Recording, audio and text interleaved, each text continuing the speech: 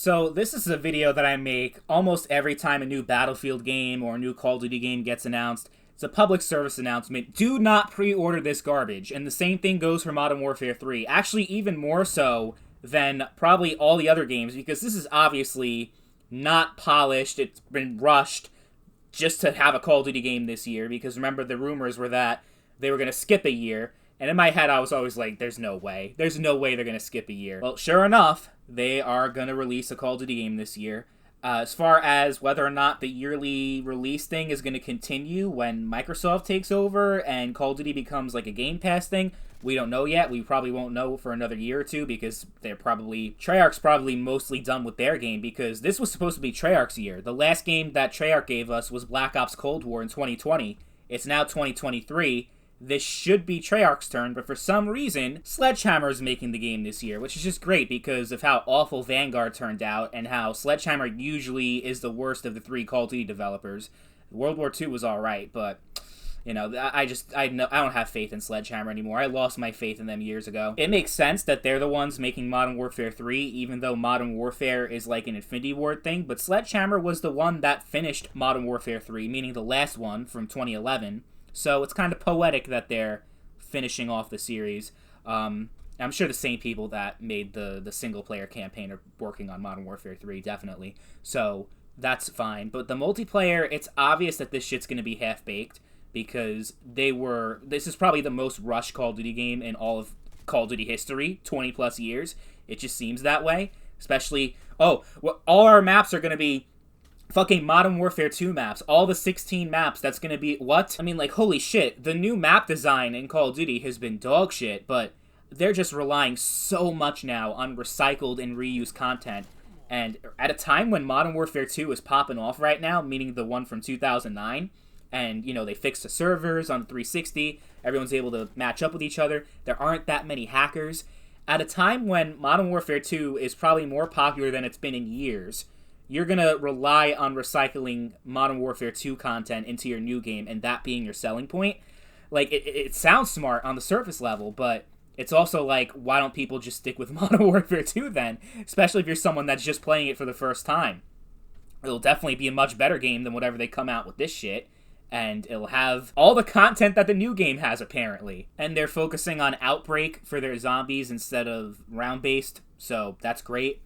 Like, it's just, the whole thing just looks like a shit show. I don't understand why anyone would be like, yeah, I want that. I understand the hype for the campaign. Makarov is back, and that's cool for a lot of people. But even if you're, like, the biggest single-player enthusiast in Call of Duty, $70, there's just no way. Like, it's definitely not worth it. Wait for it to go on sale or something if you really care about the campaign. And I'm just sick and tired of, like, it's a never-ending cycle. People complain year after year after year after year after year about how awful the new Call of Duty game is, but then the next year they proceed to buy the brand new one. Like, huh?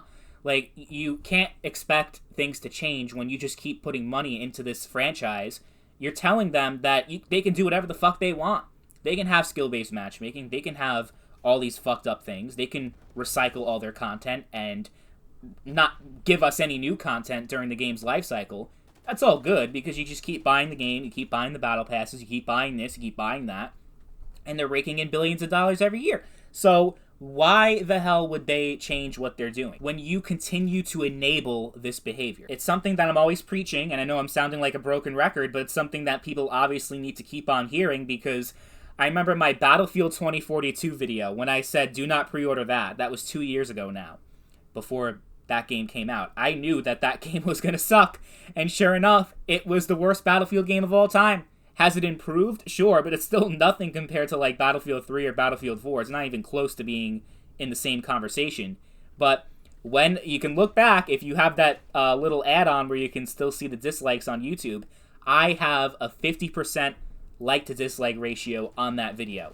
Everyone hated me for saying that and saying, you can't tell me what to do with my money. Okay, well, you can't keep bitching when you keep putting your money into this shit and you're still complaining that things still suck. Like, I don't know what to tell you, dude. Like, if you're one of the few people that just loves whatever shit that you're fed, like, every year you're like, yeah, this game is great. I love Call of Duty. I still love it. Every game is amazing. Like, if you're one of those few people, then fine. Like, this is not about you. But for all those that whine and bitch and complain on Twitter or X, That's what it's called now, fucking stupid. Well, then this is definitely about you, if you're one of those people. I mean, I did it last year. I bought Modern Warfare 2 only, but I was transparent. I did a thing, I did a poll on my channel. Do you guys want me to cover this game and to play this game? The majority of you said yes.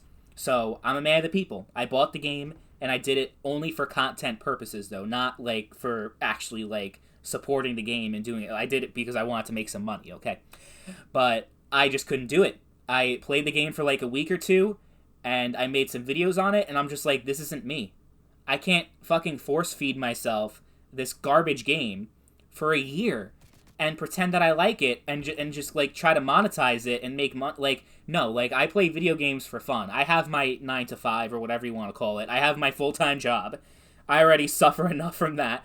I don't want to suffer when I'm doing YouTube and you know, so that's why I kind of been inactive for a while, because I'm not sure what I really want to do with YouTube at this point. But I can definitely tell you playing Modern Warfare 3 is not on my agenda. Maybe in 5 years when the game is like $10 and it's years old, because that's my thing. I like to play old games on my channel and not the new shit. So you'll probably get Modern Warfare 3 eventually on this channel, just not anytime soon. Not when the game's in its prime, that's for sure. I mean, come on, a sequel for a game a year after the last game came out? When has that ever worked out well? Battlefront 2, that's like the one example I can think of from Battlefront 1, but it's another game that relied a lot on recycled content, and I'm apparently one of the few people that thinks that Battlefront 1 is better than 2. And I'm talking about the old ones, not the ones from EA. And yeah, I'm old enough to have been around back then. So yeah, I've seen a lot of shit over the years, and I've seen a lot of stupidity from a lot of different video game communities, and Call of Duty has always consistently been one of the most stupid ones. I'm sorry, but it's true. So I predict this game will sell very well. I don't know if it'll sell as well as Modern Warfare 2019 or even Modern Warfare 2. But it'll be a very successful game. It'll sell millions upon millions of copies because people just keep doing what they're doing. They keep buying the game year after year after year. It's just like a tradition for them, and they don't care how bad the shit gets.